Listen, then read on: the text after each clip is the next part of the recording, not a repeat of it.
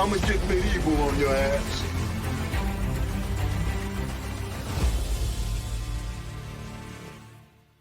All right, love that opening. Actually, one of the best openings that we have on the Shadow News Network.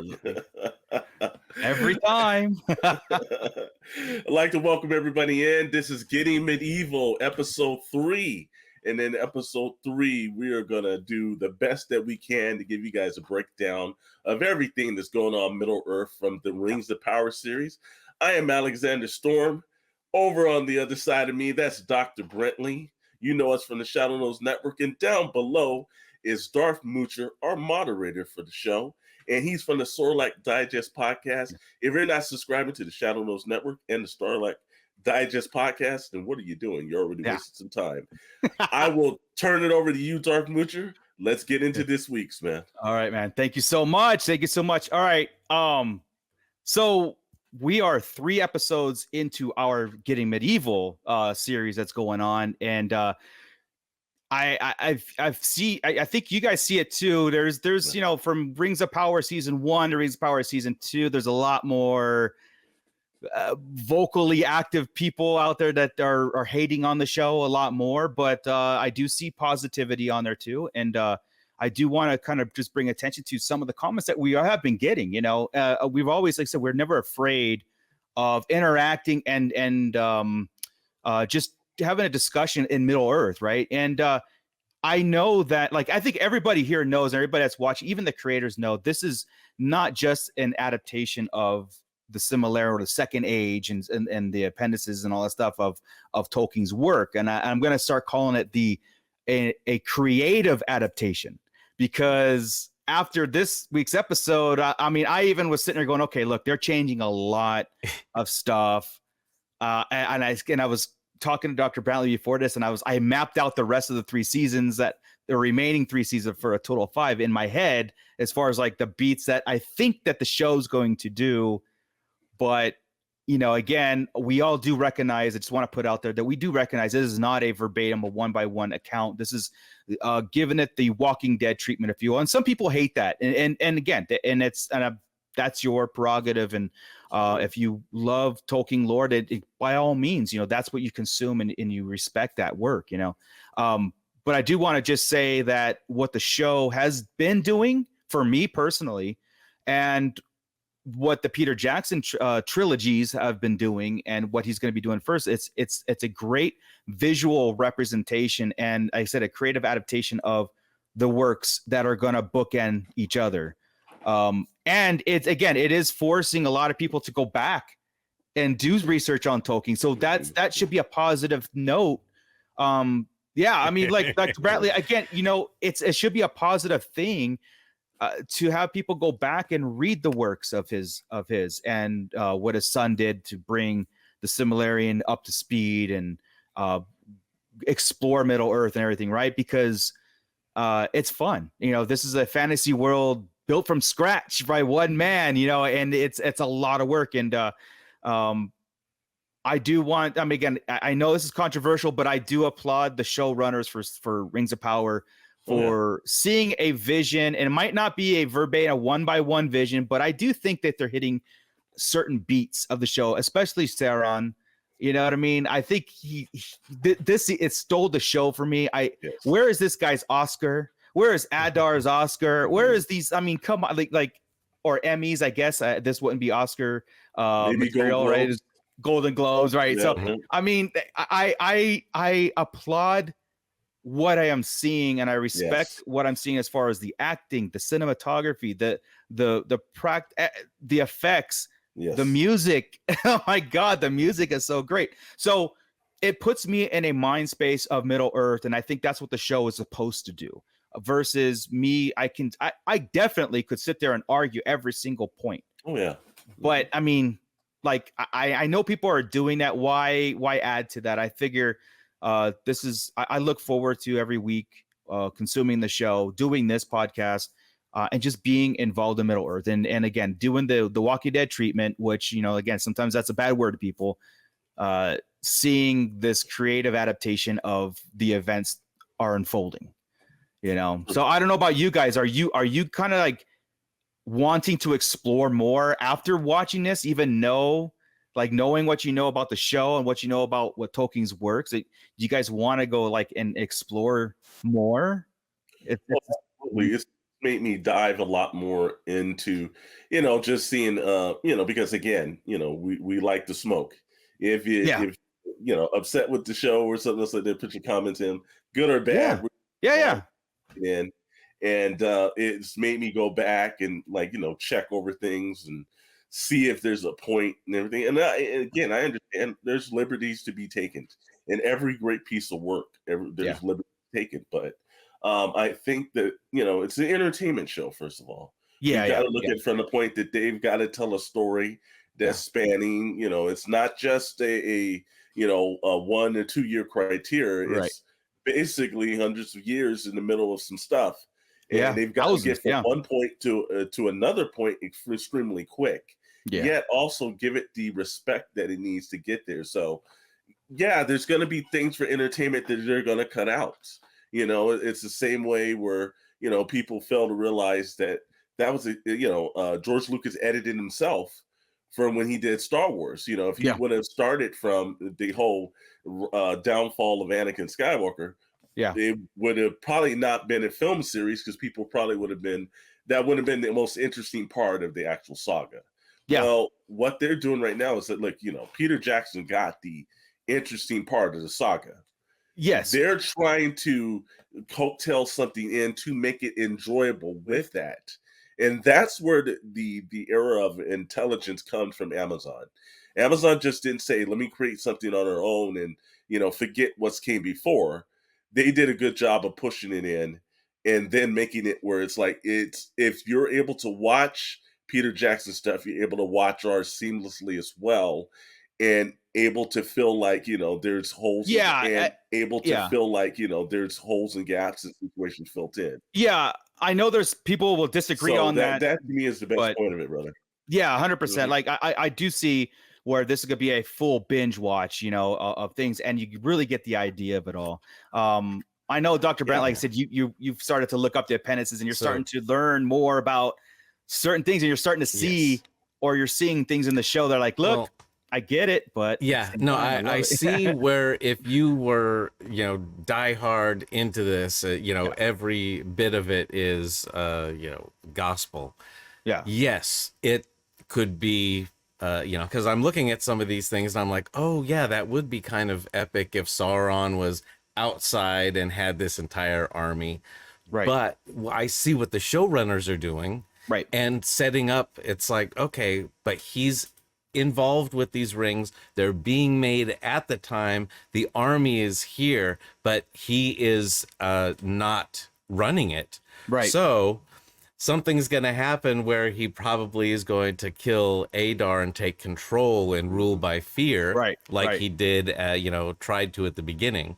Right. And, so all these things, and I see them having, it's like, okay, we've got this much stuff we have to do. How do we make it all fit together in this jigsaw puzzle in, what can be each season, and then tell this thing over 5 seasons? You have to pick your battles, what you have to do, because we have to be here literally by season 2. Yeah, exactly. Otherwise, we're going to be going on forever. 100%. And also a lot of it is very short and not very detailed. So it's this guy was here and did this, and there was a part where I was like, and for 90 years everything was great, and then something happened, and it's like, okay, we don't have that kind of time. Exactly. Like so this episode set up the sacking of Eregion. Thank you, Eregion. I had Aragorn in my head because I saw him on the cover. That whole siege took like 9-10 years anyway in the lore and stuff. But I'm okay about that as far as condensing and everything. What I do want to say too is like what this season, especially this season, is really getting into Sauron's head, and because again, as an audience, we know who he is and what he's doing and how he's manipulating. And this episode showed great, like his power was like, on display. on a lot of places. And I don't think a lot of the books explain a lot of that stuff. I mean, like, we have this battle and this war, and Sauron did this and he took over here, except for like, there are some detailed stories that go into it. But I feel, like I said, I'm getting such an appreciation for the character himself and why it's such a dire need to stop him when we get into The Hobbit and the Lord of the Rings and stuff. Even in this, like, he's a lone entity through this whole thing, right? And I know he wasn't that in the lore. I know he had his army and he built. I get it, but at the same time, like, you look at it, this stance, and as he's alone, he's got Adar and the orcs that are trying to get at him, but he's using that, right? He's got. If they all knew exactly what it was, well, Galadriel won't stop. Like, she's just obsessed, won't stop.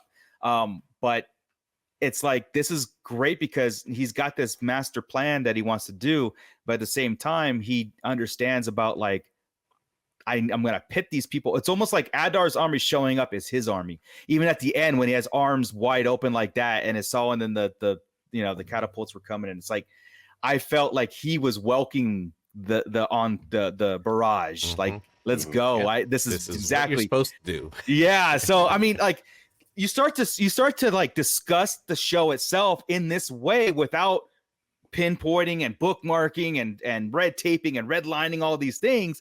I think you get much more of appreciation for it. But again, we love the comments, and I feel like I don't want to take away anybody's not enjoying, but like anybody's lifelong vision of Middle Earth, because it is one of those things where you live it, just like Star Wars and everything else. We live this stuff, I would love to know. I mean, we'll never know this, but I would love to know if Tolkien was to write this today, would it come out more like the show, or would it come out more like his works? Where the Silmarillion was very, this happened.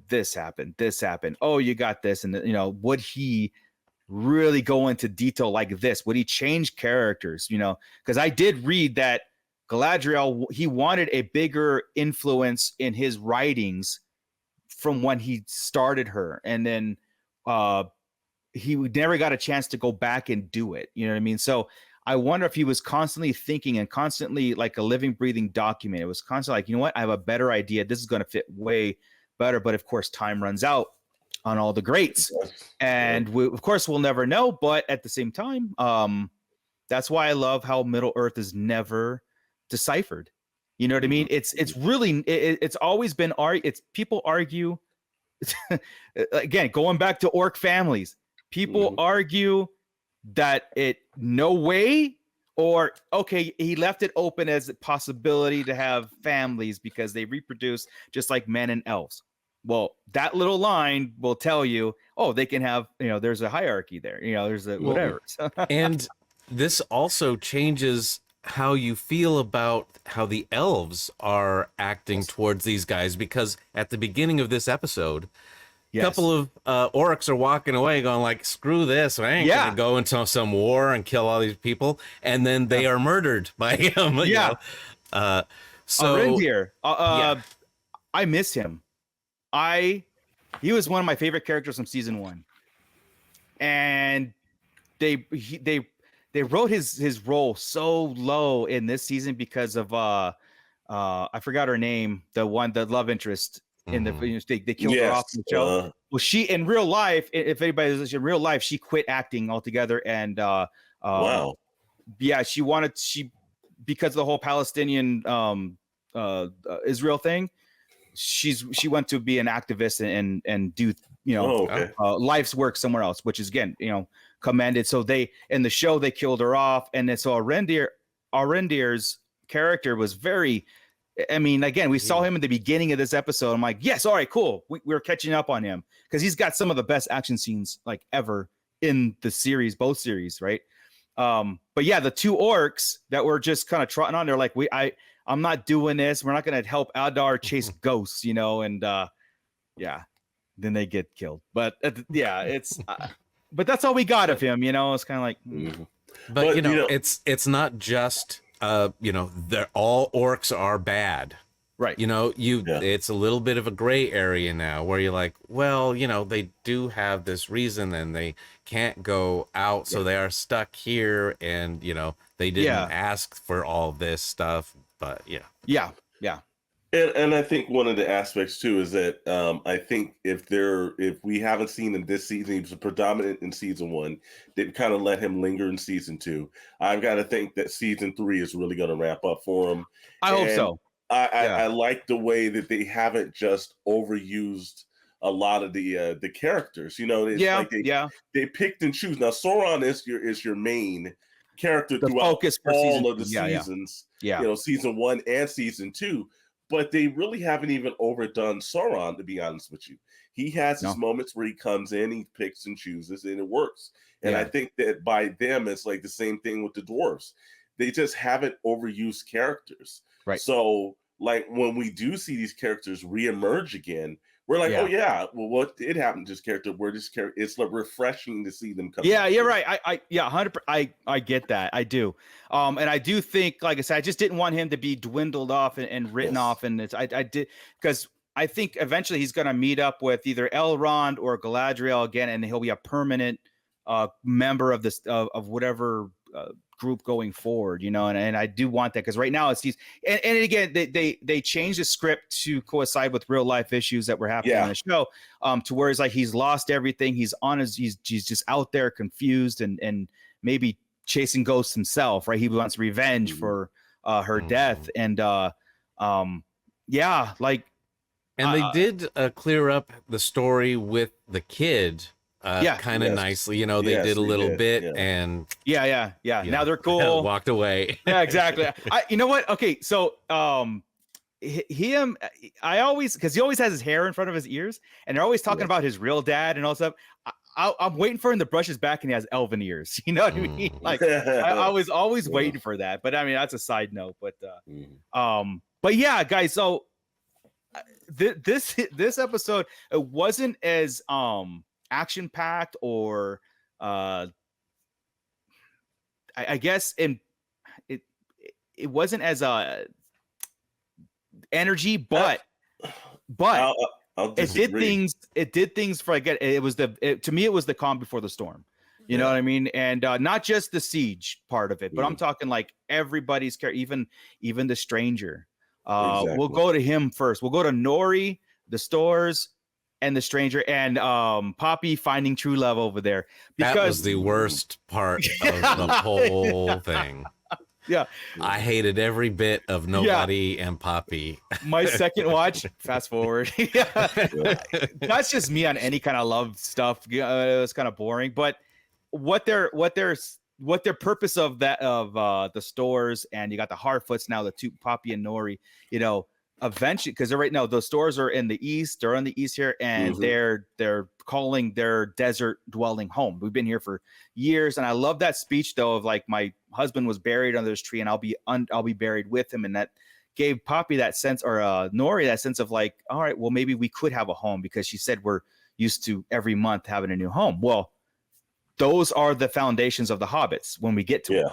And the stores are direct. I mean, there's direct descendants of Harfoot's, the stores, and there's another group that just passed me by right now. Those three make up the hobbits, and that sense of home, and that sense of, you know, earth dwelling, right? You know, making a hole in the ground and stuff. So it's all like that ancestral thing that's putting it in there in the place. And so there's Nobody. We're calling her Nobody, and Poppy repopulate the whole hobbit. Like, you know what I mean? And they get away about as far away from Mordor as you can, because the Shire is way on the other side of Middle. Yeah. So, and again, not everybody have heard of hobbits, right? You know, the Ents don't even know them. Orcs don't recognize their smell. So it's like they distance themselves for centuries, or, you know, millennia, you know, for a long time, to escape that and be part of the world by themselves. But so that's what I wonder, if the stranger and Nori, that they're never going to meet again, because again, the whole scene of Bombadil and the stranger was brilliant. I loved it, because it was, I mean, again, I'm thinking Blue Wizards, but they're throwing so much Gandalf stuff in our face, like really in our face, you know, about the servant of the secret fires, and the whole spiel about those who deserve death often live, and those who often live die. Mm-hmm. You know, that's a quote from Gandalf to Frodo, but now from Bombadil to the Stranger. There's so many things pointing to it. And I'll have to kind of like get my head around it if it is Gandalf, you know, because again, he's not supposed to, but yeah. Didn't you say last week that it could be that Gandalf and Saruman are the blue wizards? That are, or, you know, I did see someone talk about that, you know, doing some research. So it, you know, their thinking is they could be the blue wizards, and just like when they showed up, they forget everything from that first time. That was a theory. You know, yeah. So if they're blue, then they switch to gray and then to white. Yeah, that was a theory because again, the 2 blues were sent in the Second Age, and then the 3 Saruman, Gandalf, and Radagast were sent in the Third Age to aid Middle Earth. And the 2 blues were kind of like absent in the happenings of Second Age, but far as far as anybody knows, they were still around, but could not prove it. Wasn't confirmed they were still around. So yeah, that's a theory. That's an interesting theory. And again, because of the showrunners doing all these things, you know, it's possible. So it is. Bombadil even confirmed there's a dark wizard in the east, and Sauron's rising in the west. And I'm like, well, Saruman was never a dark wizard. He just became corrupted, just like anything. When the ring of power was lost, Saruman was the head of the order, and they had the wizards doing their thing until there was hints of it possibly be recovering. That's when he became obsessed, and he joined forces with Sauron at the, you know, inevitably, and then that was his demise. But he never because so if this dark wizard becomes him, it's very telegraphed. You know what I mean? It's like it's a very telegraphed thing. But again, yeah, if he dies, it becomes Sauron back. He would remain that kind of treacherous, you know, evil being, I guess, or not evil in their mind. Remember, everybody is not evil. It's in the eye of the beholder. They think they're doing good too. Exactly. You know, so it's interesting to see where that goes. The Dark Wizard and the Stranger. So now he's got to choose between his staff to control his power, to harness his power, or to go save his friends. Again, that's a huge Star Wars trope, right? It is. You know, run off to save your friends, but you know, you must do this to fight the Emperor, you know, at the end. And I've got to tell you, my first thoughts is that he is most definitely going to go save Nori. It's just something about that relationship and everything. And like, you know, he was at just the binding of it. Is that I truly do believe that he's going to go back and save Nori. Yeah.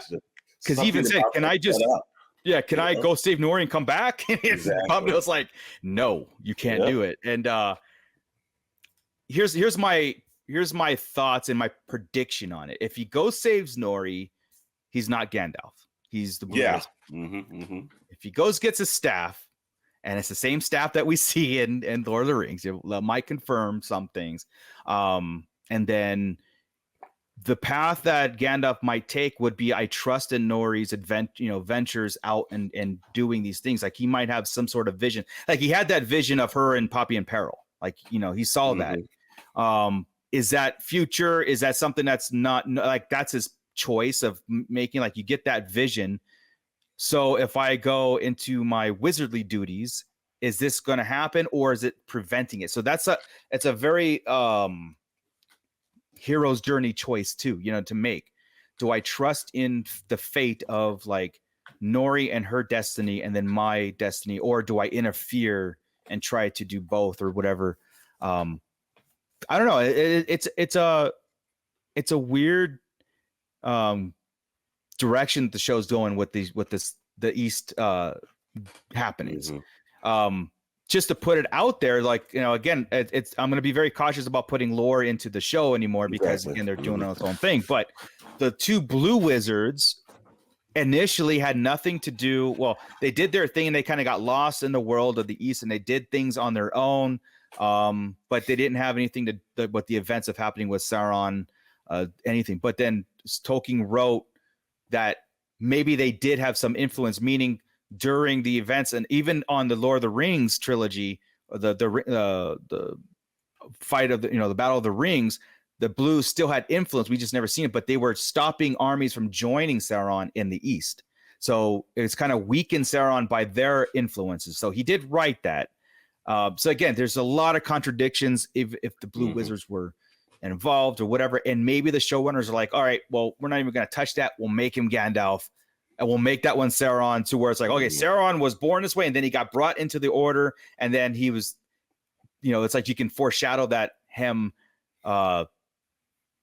turning, harnessing, joining the side that he thinks is going to rule and have a part carved in for him. That's what Saruman's goal was. So, and the two Blues could still be out there. You know what I mean? So this might not even be the Blue Wizards altogether. This is probably why people are mad. One of the reasons why people are mad at certain things. But I like the dilemma. I like that whole fork in the road path that the stranger has to go to, because again, fast forwarding to the Wizards in general and Gandalf in general, he's so trustworthy. Like just follow your nose, or like he put faith into a hobbit and the whole hands of the dwarf. And it's just a cool, great mentor character to have involved. Not somebody who just comes and saves the day and leaves all the time. He leaves it up to people to allow to be heroes, and that's what the stranger's journey to me is happening. He's learning this on the way. So again, maybe it is where he's going to follow his destiny path, but maybe meet up with Nori and see, everything worked out in a way, and that's where he gets that trust and the love of the hobbits later on. And it's interesting. It's interesting. We only have 2 more episodes left. I know.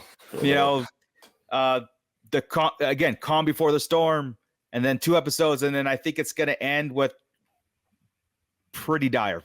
I think this season's going to end extremely on a down note. It's going to be The Empire Strikes Back of Rings of Power. Well, and they have to do that at this point too. I think, look, we know we're getting 5 seasons out of it. So it's not like you're guessing that this show's coming back. It's coming back. Yep. And the best part when you have freedom like that is that you can end on such a dire cliffhanger. Yeah. That and I don't think it's going to take them another 2 years to get the show done now. I think it's going to be a little quicker, but it leaves you on such a massive high.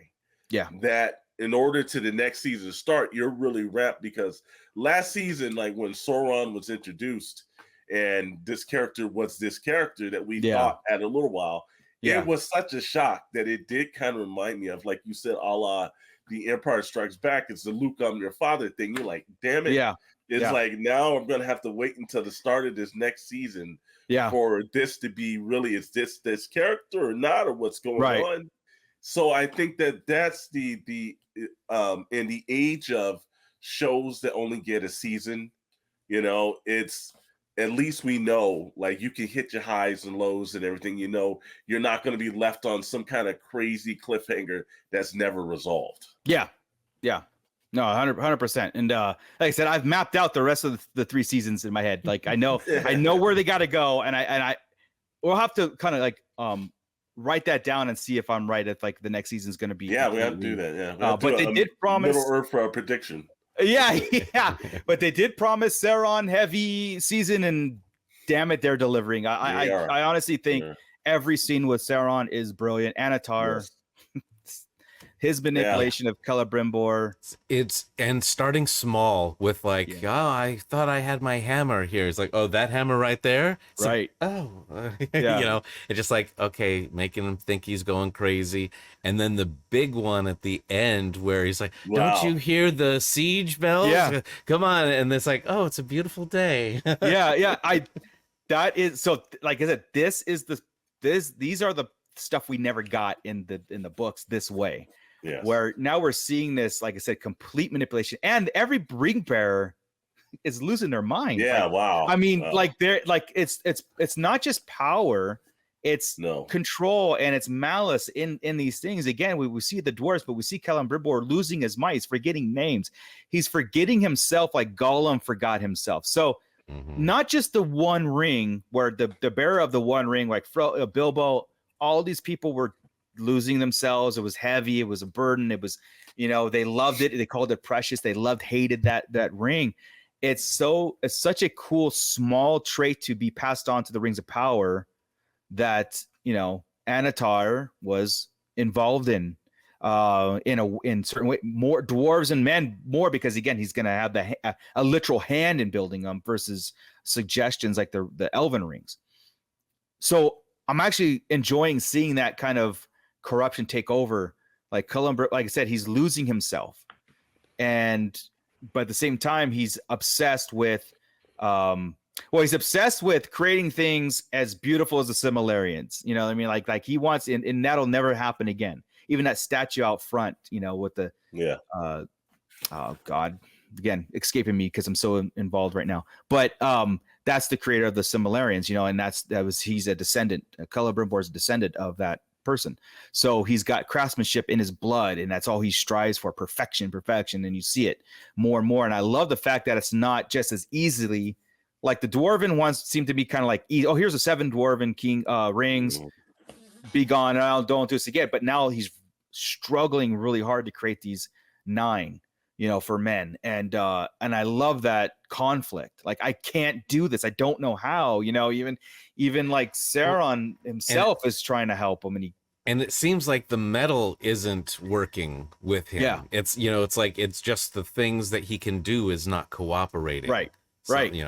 Yeah. And like I said, when we have no more mithril, and like Anatar goes to the dwarves and he comes back with the grounded mithril, and he said equal up to 9 parts. He's like pushing these 9 rings, not 8, not 10, 9. I need 9. And that scene where Anatar closes his eyes and opens up, and then like Celebrimbor walks out and everybody's painting and dancing and like crafting, right? Like doing crafting things, putting Celebrimbor's mind in this world of creation and stuff. It's again, it's really good. Like, it's really brilliant on that manipulation. I'm gonna hate to see him go. Foreshadow. I'm gonna hate to see Celebrimbor go, but at the same time, it's great manipulation on Anatar's part. Like this. Everything he's doing, everything you're seeing is Sauron's doing in influence in a way. Even the siege, he's out there welcoming the siege. I was going to save this to the end, but when the siege happens and Dr. Brantley and I were talking, we're like, we know from the lore that it's Sauron who sieges Eregion. It's for the 3 rings of the elves, right? He's trying to take them, but the show's doing this, and where Adar is coming in and sieging Eregion because they want to defeat Sauron and lay waste in anything in his path. But we think that he's going to let this happen. This will be a big battle, and then Sauron's going to slay Adar and take Adar's army for himself. Remember, the orcs follow Sauron under fear, not loyalty. It's always been a thing. It's always been fear. So we'll have to write that down for the next 2 weeks and see if that's a thing. If that does take place. Yeah, well, because you can see Adar's second in command. He is always sketchy looking. He's like, okay, which way? What? Okay, I'll do what he says, but I didn't like what she was talking about. Sauron still around, all these things. But I can see him just turning in a second. It's like, oh, hey, you're the new boss. All right. 100%. They will. Even like I said, it was Adar who stabbed at the beginning of this with Morgoth's crown. Okay, yes. So we got Morgoth's crown again. It was in the beginning, but again. So Morgoth's crown held the 3 Silmarils, the Silmarils, and he conquered it, and because he was so obsessed with those jewels. So what Adar's plan was he was going to take the 3 elven rings and use Morgoth's crown with the 3 rings of power to defeat Sauron. That was his plan, and Galadriel was like, yeah, maybe I'll go with this, but it's not going to work. And we thought there was going to be an alliance between Galadriel and Adar, and it wasn't. She's seeing right through it. Adar, you're stepping right into his plan. lock her away again, and we're gonna do this, So I think it's the beginning of the end for Adar, But that whole thing about taking Morgoth's crown, and they said, Sauron reshaped it to fit him and stuff, and I thought that was a cool callback, and to think taking the 3 rings of power with Morgoth's crown is going to defeat Sauron altogether, and that's where Galadriel was like, it's not enough, maybe, but it's not enough, Mm-hmm. Now, too far while the siege is going on, I'm guessing that Celebrimbor is going to have to be like making these 9 rings real quick. Yeah, he doesn't realize he's going to get lost. If you think about this, like what Sauron is doing, right? He's going to get himself like Celebrimbor's got to know anything that's going on. He'll probably protect that tower as long enough until those rings are made.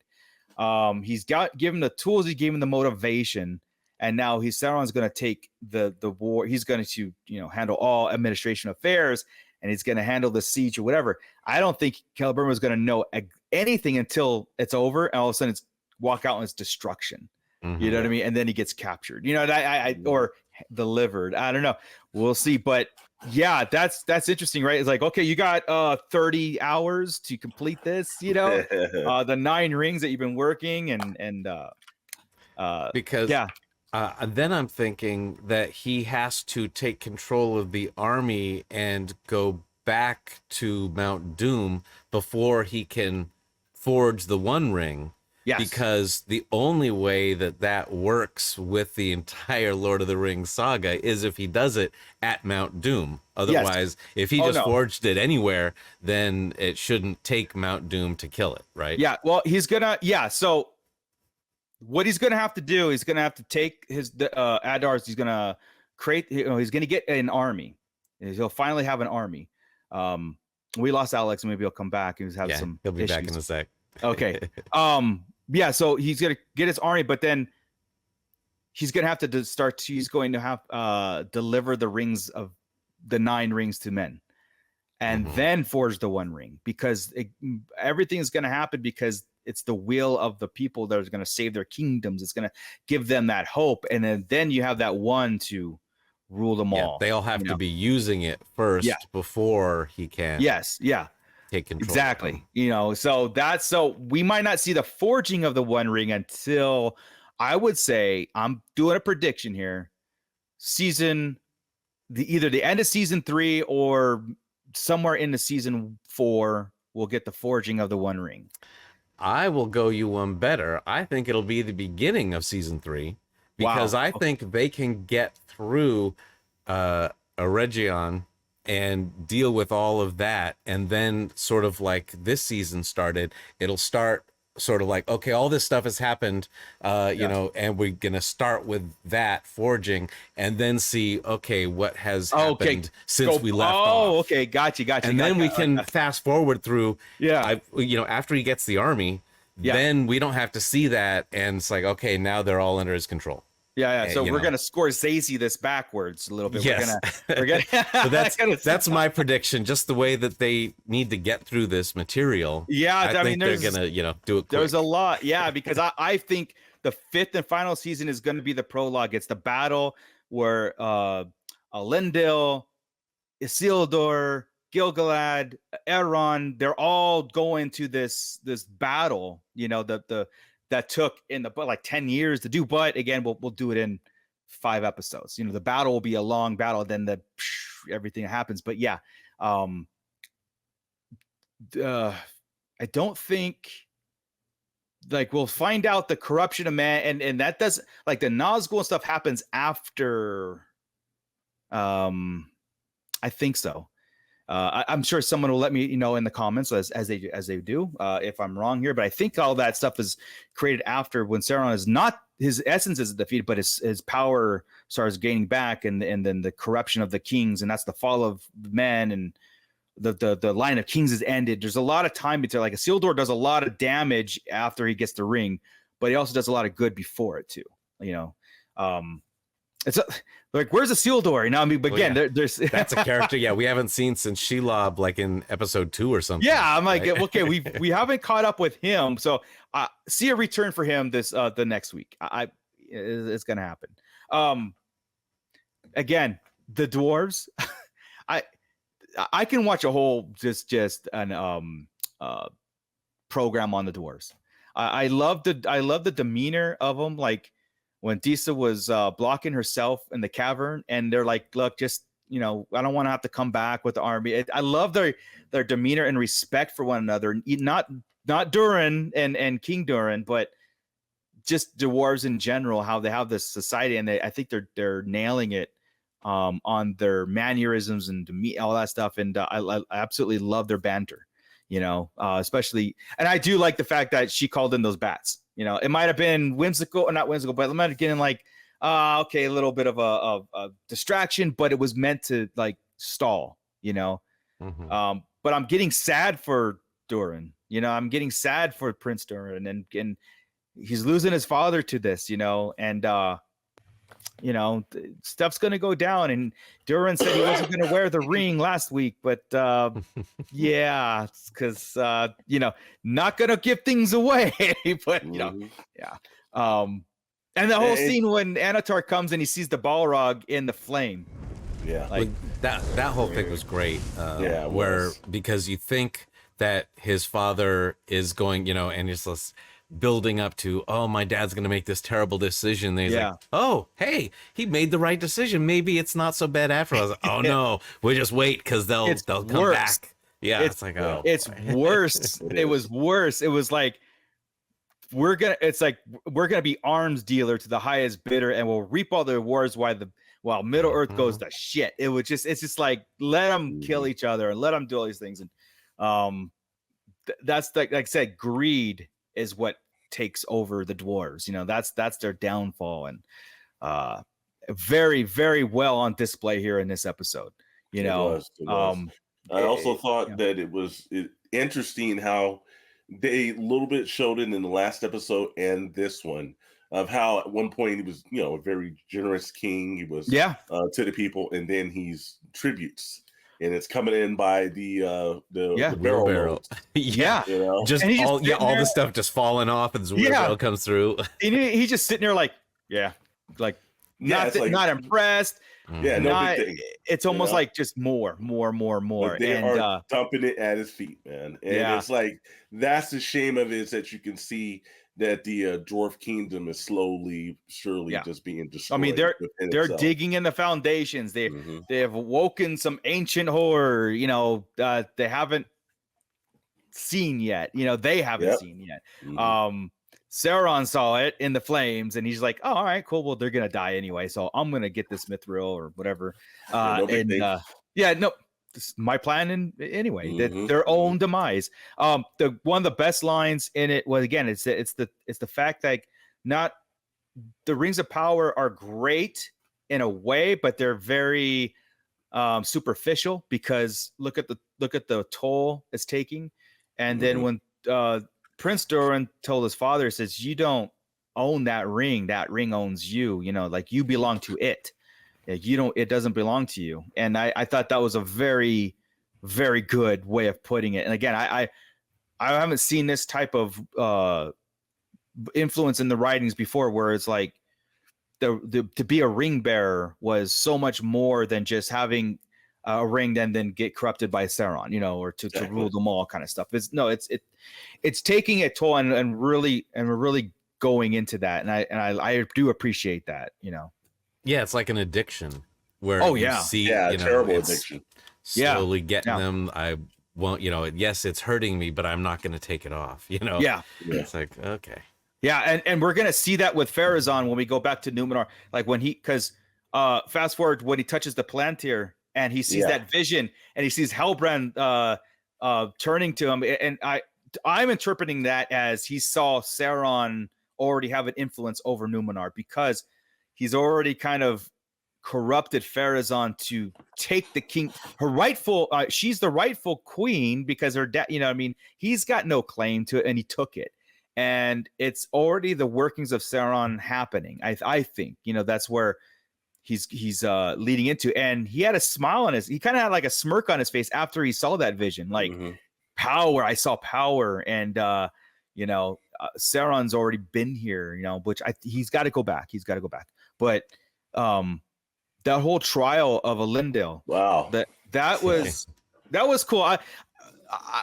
I was kind of getting a little bit like, all right, let's just get through most of Numenor stuff. Like I said, we talked about it being more Games of Thrones and like, who's backstabbing who and stuff. But I was kind of like, all right, let's just get to like the cool stuff. And which I think we did. We got to some cool stuff. Well, like I liked the trial scene where, just in the whatever throne room or whatever that is, where he's like, yes, I do renounce my actions, but you are not the true ruler.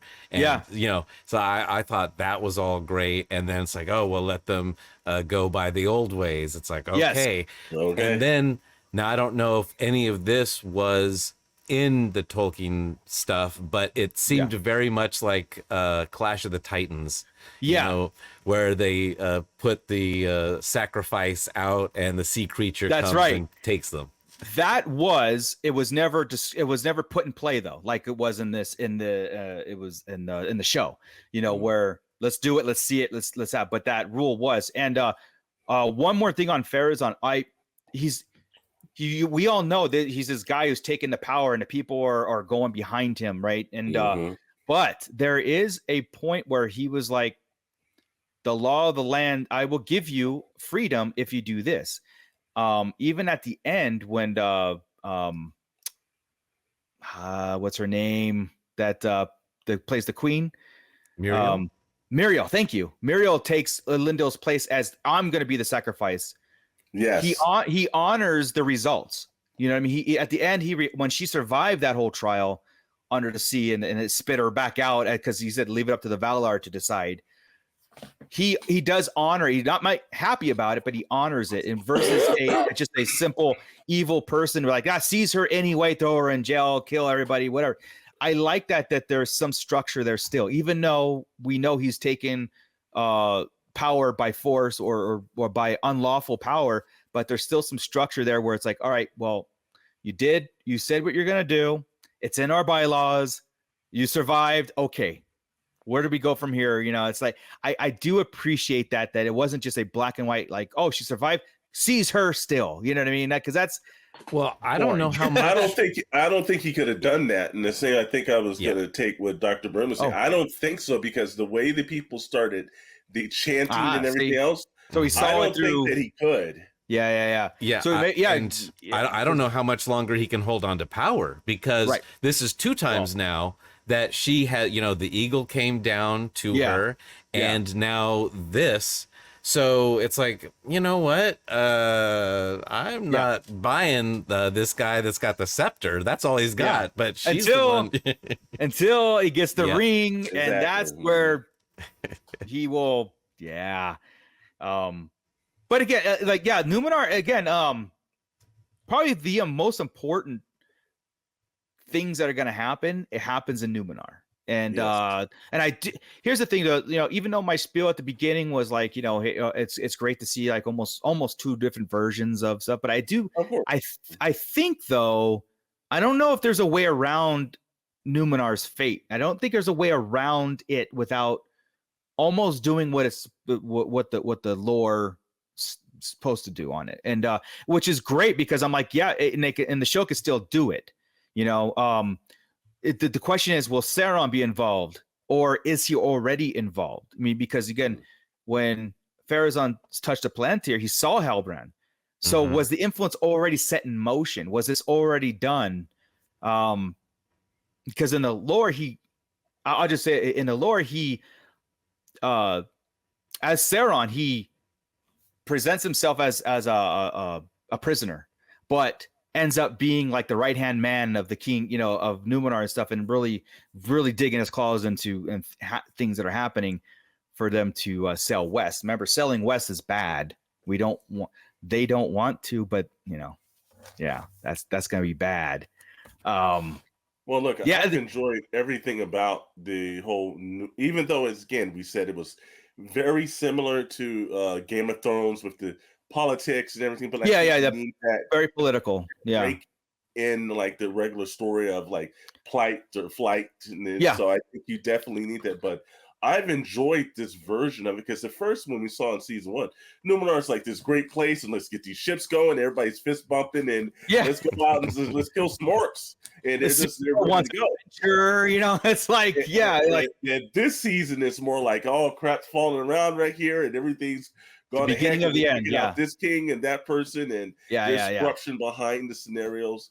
But yet, I felt that the emotional stance of all these characters, and again, when she survives the trial, and I'm like, wow. First of all, the special effects that they used in that sequence is just you might not be a fan of what they're doing as Ring of Power, but you got to be a fan of what Amazon's doing when it comes to, like, you know, they're matching Weta and Industrial Light and Magic. They're creating a very nice looking television show.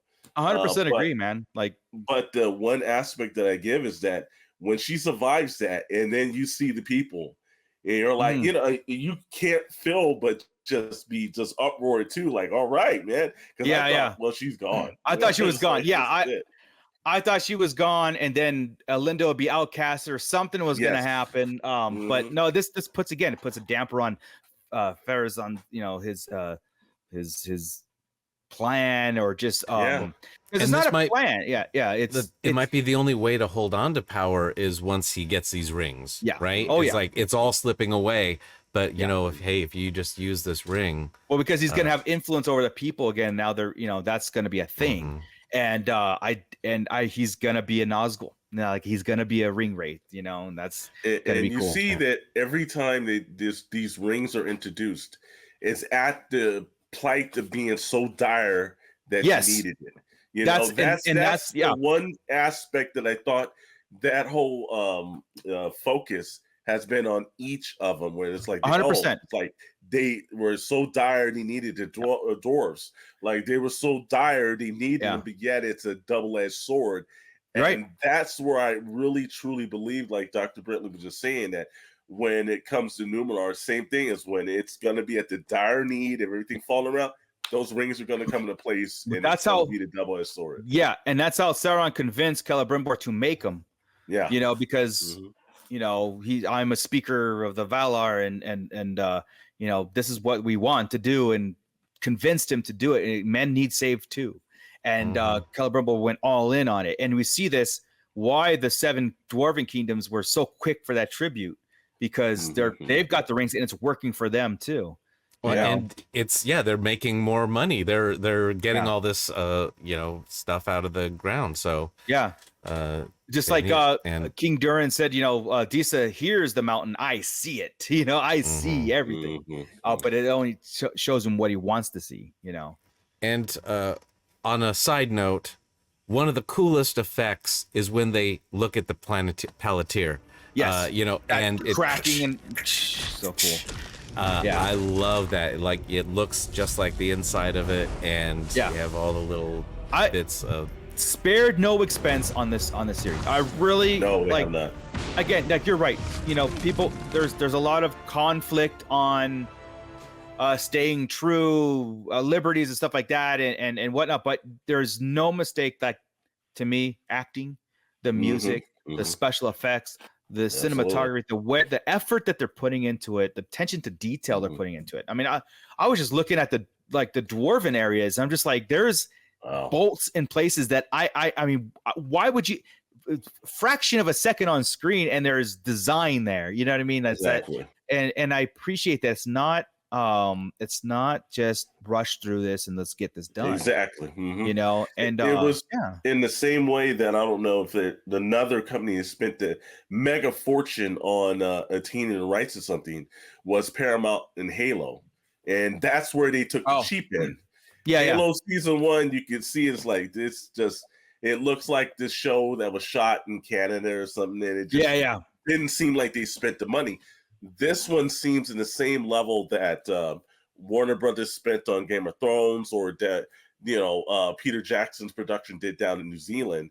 The Rings of Power is like they're not cheaping it. So again, I can understand you know, not enjoying the subject matter or the changing of doctrine, But when it comes down to the filmmaking and when it comes down to the artistry of all these different, like, you know, from music to the special effects, you've got to give some respect there, because they are doing Hollywood big budget. And I believe that this is the first major production that they've done like this, because if you look at like The Wheel of Time and other Amazon Prime shows, you know, it's not at this level. Amazon it really upped their game for this, man. Yo, and I think we're all here for it. Yeah, you know, I do think a lot of stuff is ripped right out of Tolkien's head as far as visuals and everything. You know, and I do think Sauron is spot on. I don't see any flaws in Sauron at all. Like, as a character, his manipulation. I absolutely love this version of it. Like, me and him isolated from everything, and he wants to rule Middle Earth. Not just Middle Earth. He wants to rule Earth. You know, all together. As what he wants to enslave everybody. He wants to make it his own. He doesn't want death and destruction, but he will bring it. You know what I mean? And to achieve it. And it's just like again, comparing it to Star Wars, how like you know, the Sith out there are always battling the Jedi for thousands of each, you know, of each, until the rule of two came. It's like, look, we're fighting ourselves, we're killing ourselves. This isn't working. There's gonna be two of us only. And then it's like, we can't go in with sword blazing. We have to go political and go from the corrupt from the ground up. And that's how the Sith rose. I'm a Star Wars. I have to throw in Star Wars analogies, but same thing. Sauron saw this, like, not power of the flesh, but power over flesh. And that's like, exactly, freaking awesome. That is a great way of like, oh, look, we've been battling for centuries. Morgoth tried it a couple times, you know, and it's just not working this way. So guess what? We're gonna do this influential thing, like you know, we're gonna have influence over, we're gonna have power over it instead of it. And I can, you know, because Morgoth wants death and destruction. You know what I mean? He's and just like Sauron, the Emperor can be killed and then show back up again alive. Yeah, exactly. Yes, he can. Oh man, whether you like that or not. Yeah, I mean, it's I'm enjoying. Again, I'm sad it's only 2 weeks, but I'm excited at the same time, because I'm like, all right, cool. We're getting this, and I think it's going to end, like I said, on a dire note. But in that anticipation of season 3 is going to be like, whoa. Let's go. Like, when season 3 kicks off, it's really going to kick off.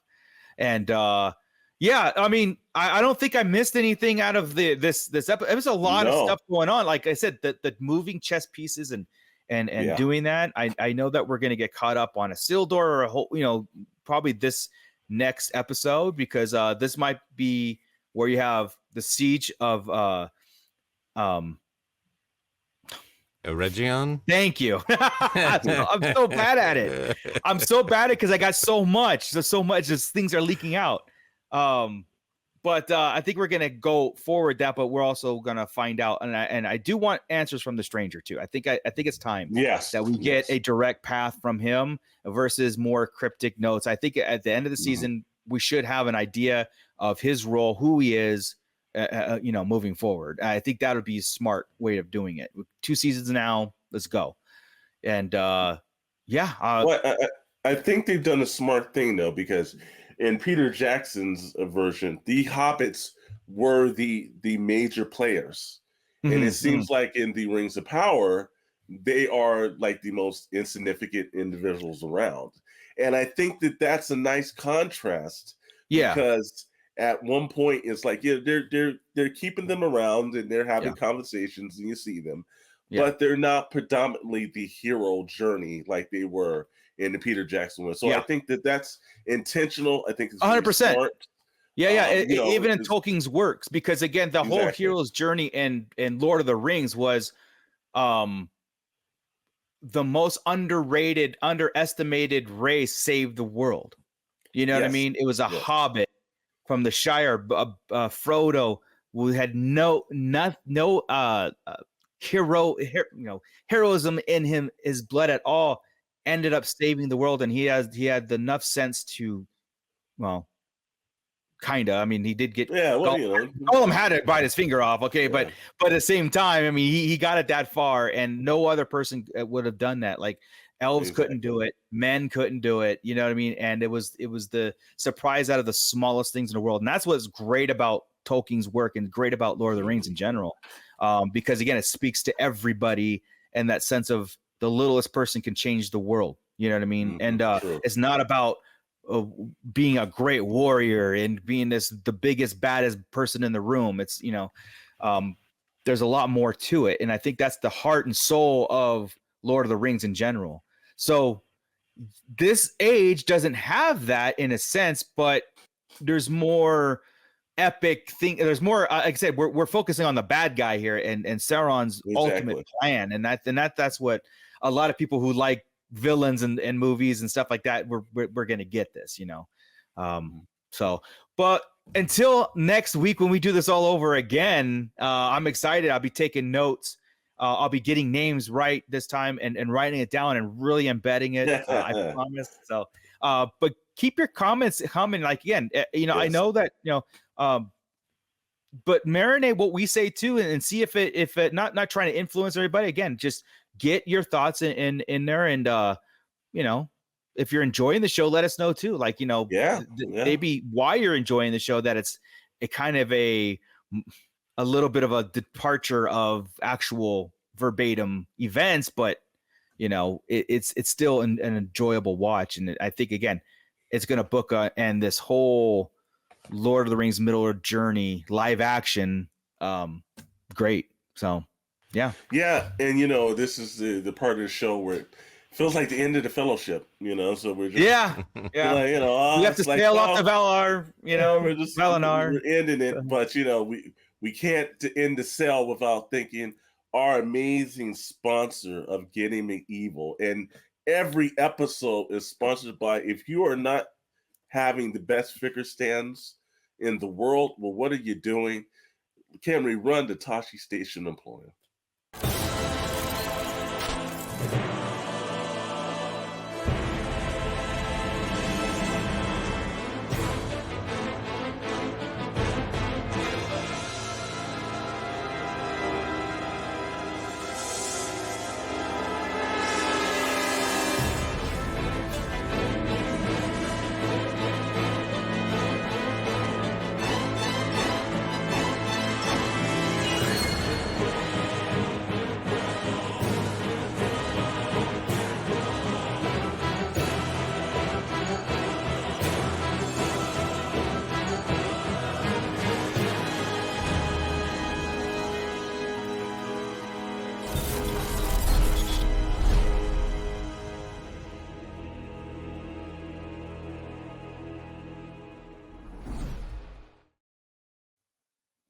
Tip of the iceberg.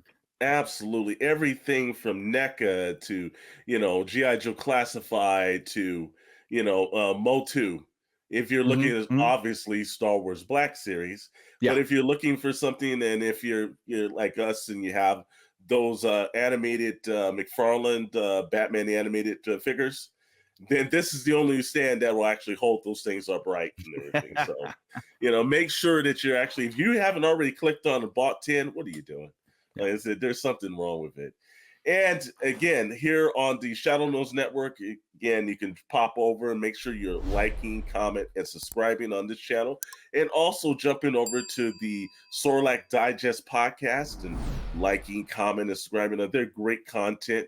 But if you want to know what to do on your Wednesdays and your Fridays, and now I guess you pop in on your Mondays, well, here's something.